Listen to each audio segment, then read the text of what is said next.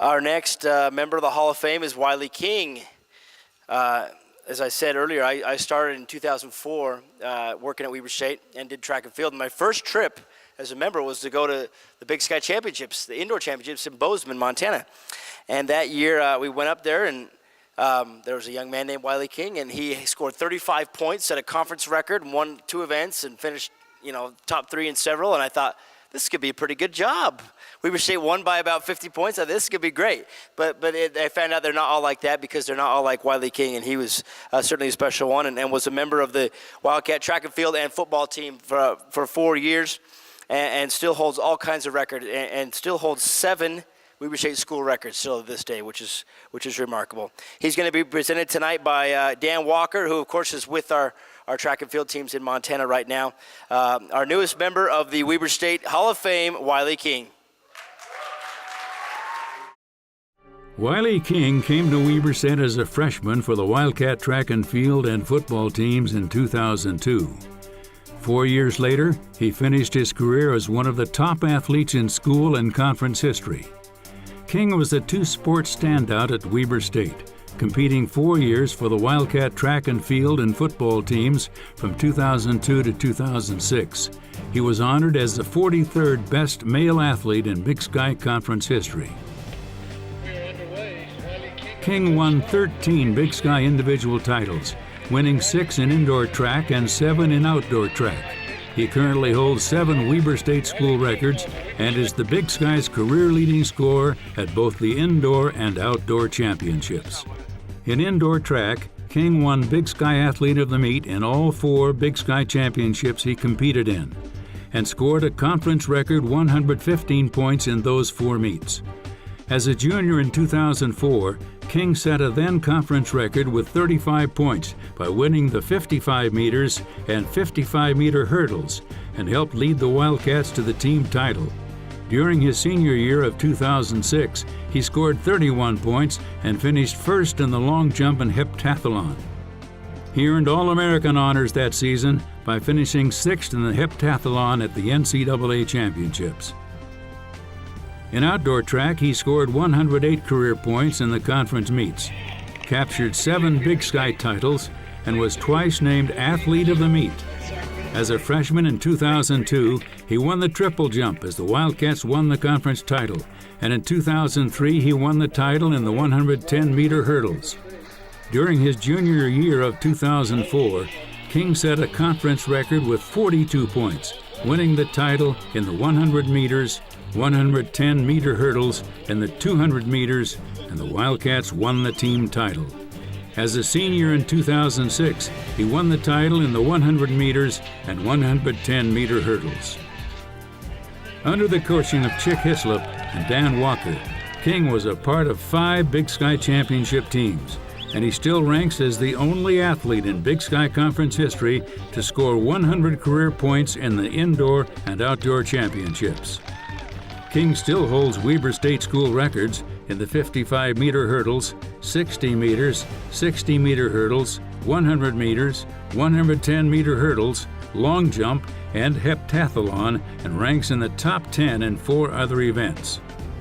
He not only starred on the track, King also played 41 career games for the Weber State football team from 2002 to 2005 as a wide receiver and kick returner, playing for Jerry Graybeal and Ron McBride. He still ranks 3rd in Weber State history in career kickoff returns and is 9th in career all-purpose yards.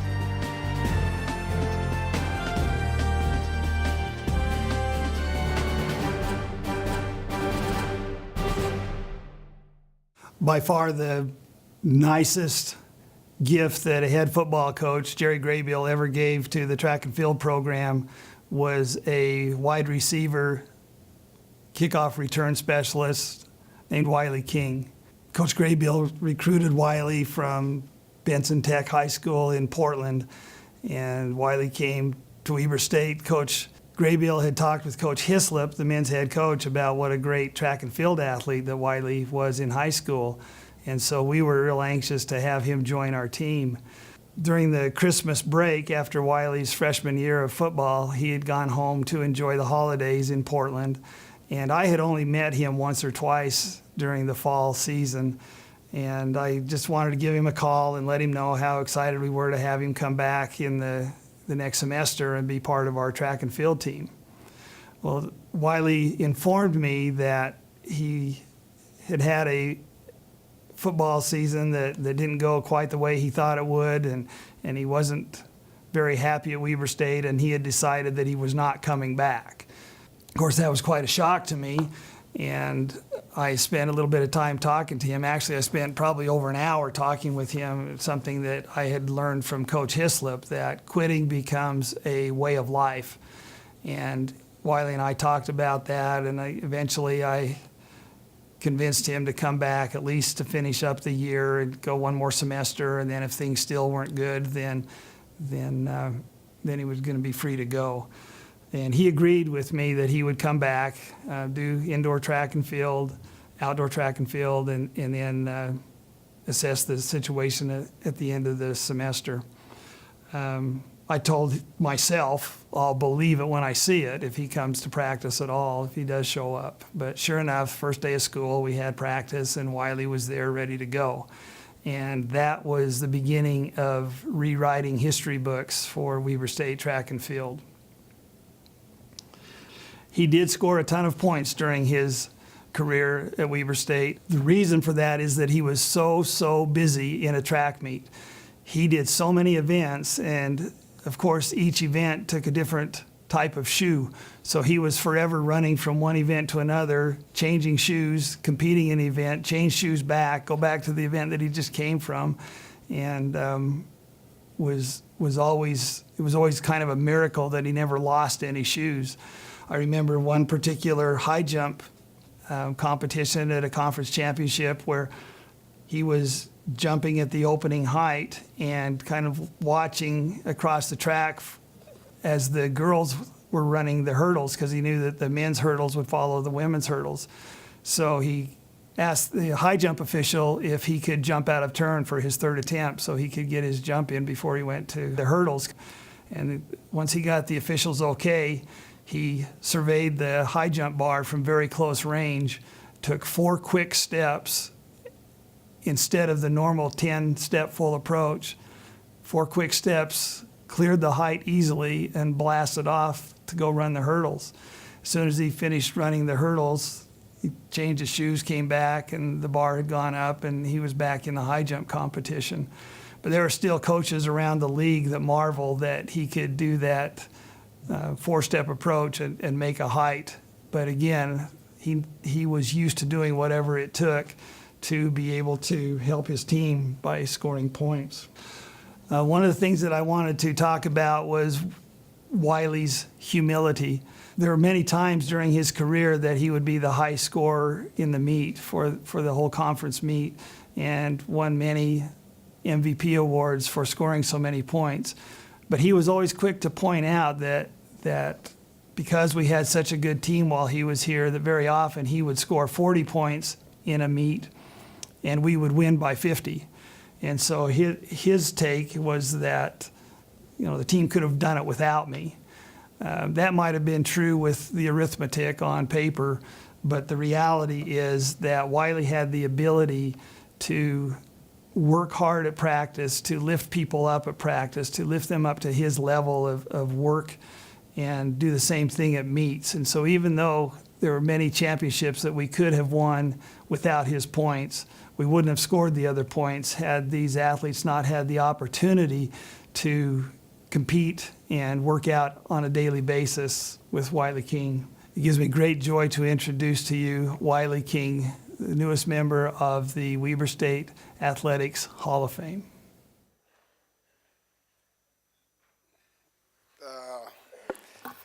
Wow.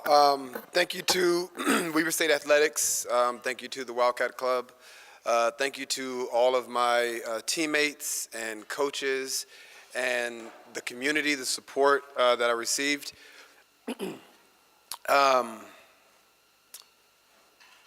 Coming to Weber State was a game changer for me because my options otherwise were very limited.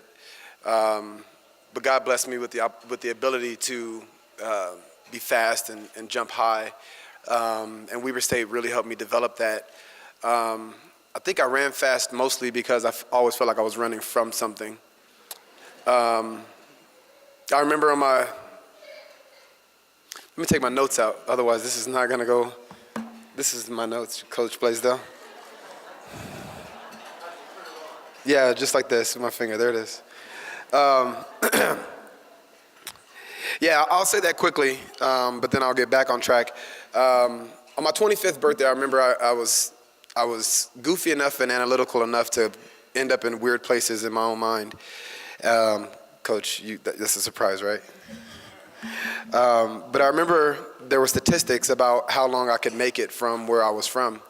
And there were certain benchmarks and milestones that I would identify as important. And I remember the last one was my 25th birthday. And on that day, I stayed 24 hours before and 24 hours after in the house with nobody around me, just to make sure that I didn't slip off a curb and get hit by a bus, ironically, right, after making it so far. So it just always seemed like I was running from something. But fortunately, God put me in a position to run to someone. And it was the family and the community of Weber State. I'm reminded of Tuesday when I took my daughter to daddy-daughter night. It was a date night at church. And my son came in and was asking all these probing questions and telling me all the cool things that he did at school. And I slowly realized, probably too slow for his liking, I slowly realized that he was wanting to have gone to the dance as well. And I let him know, just because I take her doesn't mean I don't love him. And I say that to say, there's a couple of coaches that I want to talk about, but it surely doesn't mean I don't love everybody. The women's basketball coach, CT, touched my life and touched my career. I broke the long jump record the day of a meet. It was a 2-day meet. The Friday, Coach Blaisdell helped me with the sit-out. That Saturday, I broke the record. So a lot of my success is attributable to a lot of people. Obviously, Coach Graybill, I'm sure you're always yelling. He played football too. But we did get a clip in there. I still don't let my kids palm me. You palming me? You palming me? That came from you. So a lot of things I'll never, ever forget. But I do want to specifically talk about Coach Chick and Coach Walker. Coach Walker is the kind of servant leader that really endears you to him. He's a person that makes you feel like he's walking hand in hand with you. He's a person that it doesn't feel like the journey is 4 years. It feels like it's as long as the two of us are around. Coach Chick makes the same impact, and I feel like the love is exactly the same. It's just different. Coach Chick challenges us in a way that brings out the best of us. I'm reminded of my junior year when I scored 42 points. Before the meet, he asked me how many points I could score, and I said 40. And I ended up scoring 42. So I went to him, and I was like, I scored 42. And he pulled out this paper, as only Chick can, with this little look, and he goes, it's like he's looking at it by himself, but he was really looking at it so I can see, and it said 45. And I was like, senior year, here I come. And there's just no way to challenge someone the way that Coach Chick did. He was like a father figure to me. It was like, I won't say mother-father relationship because I don't think either one of them want to be my mom, but it was like having two dads that were always steering me, loving me, challenging me, loving me, challenging me, but always loving me and challenging me in inverse as well. When you play a video like that to somebody that doesn't like to see stuff like that, my mind is just going crazy. Like, why did you show that, Alan? Like, who? Coach Walker was just saying I was humble, and like the one time that I don't get it. I don't get it. You had all that film, all these years. It was nice. It was nice, but it just makes me blush. Trust me, I'm blushing.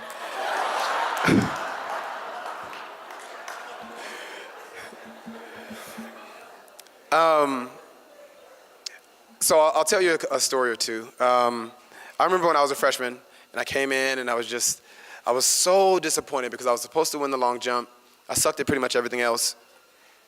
And I was able to get on the bus. Dan told you I was reluctant to come back. I think it was just too cold, but I'm glad I came back.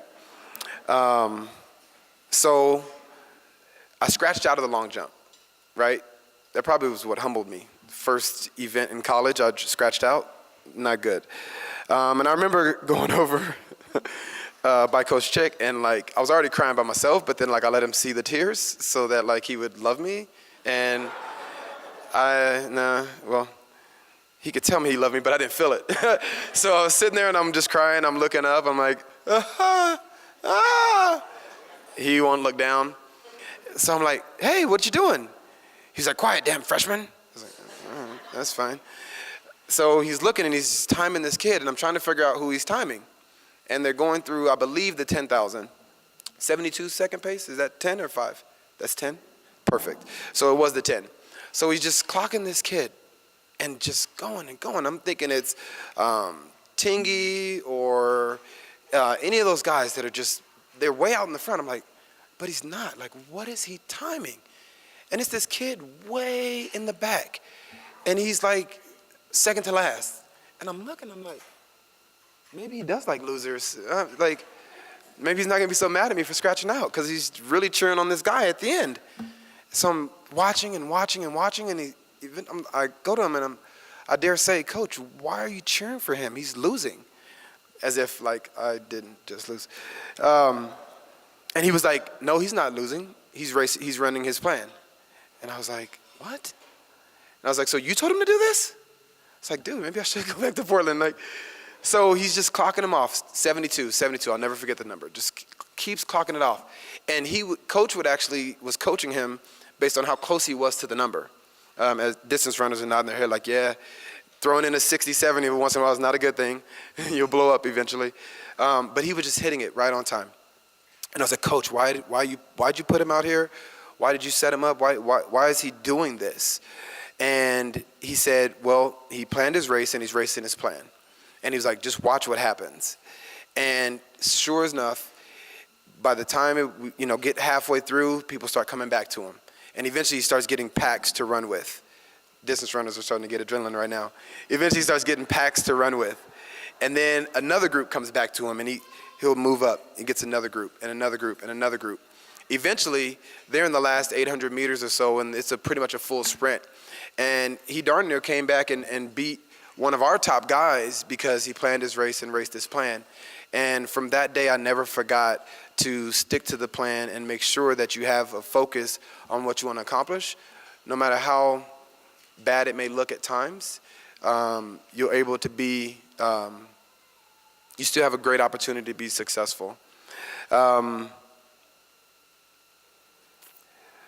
Coach Chick, I'll tell you this. When you're up in heaven and telling Jesus to get his hurdle leg higher, we'll remember all the things you taught us. And when I'm up there saying, see, this is what I was praying about, we will still remember what you taught us. You're a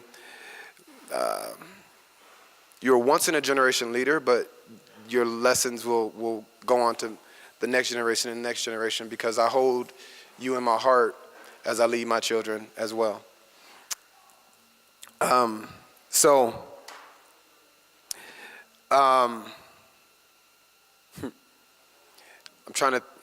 have one written down, but I'm trying to think of all the stories about Dan, and most of the time it was us getting in trouble because we thought we were funny, and a lot of you didn't. I remember my first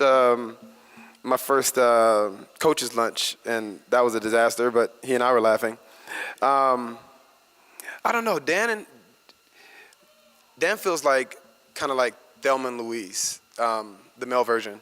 I just feel like we're in a car with both of our letting our hair in the wind, just enjoying life. And to have a friend and a companion and a leader like Dan and like Coach Chick is something that I never thought I would have an opportunity to experience.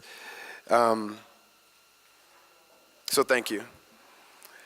thank you to, again, Weber State University, all of my teammates. It's hard not to be good if God has blessed you when you were around the people that I was around.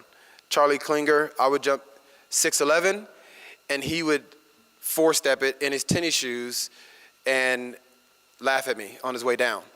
So thanks, Dan, for the nice words, but there were some really, really good guys here.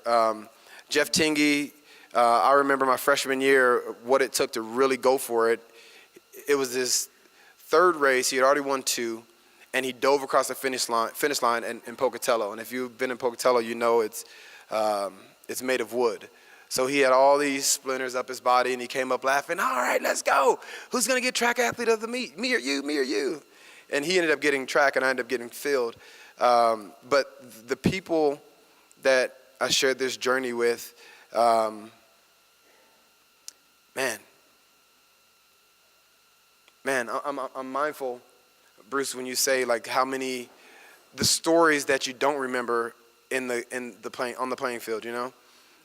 It's the stories that you share with your brothers, and fortunately for me, my sisters, because we would often travel as well. So thank you to my family for coming out. My wife, Amanda, is here. Our 4 children, Isaiah, Devin, Avery, and Jameson.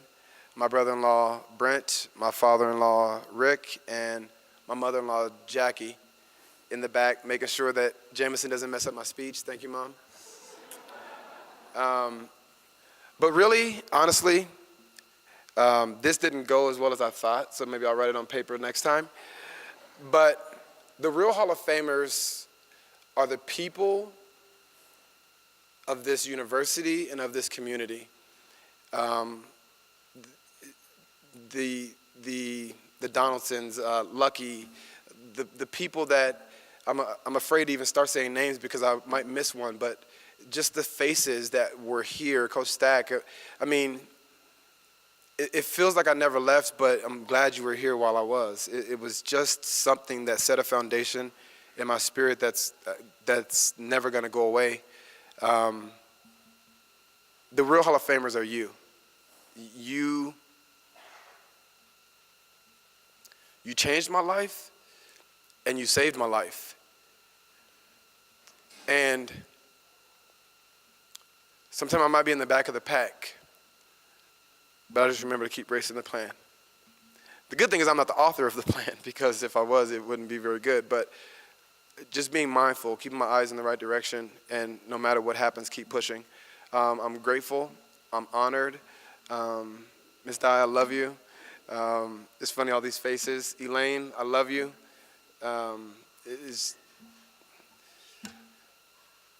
Can I get a guest list so I can just say I love you to everybody? I just feel so badly not saying thank you to everybody that's here, because you truly made an impact in my life. I'm not an awesome person, but I wouldn't be this without you, and I really, really, really appreciate it.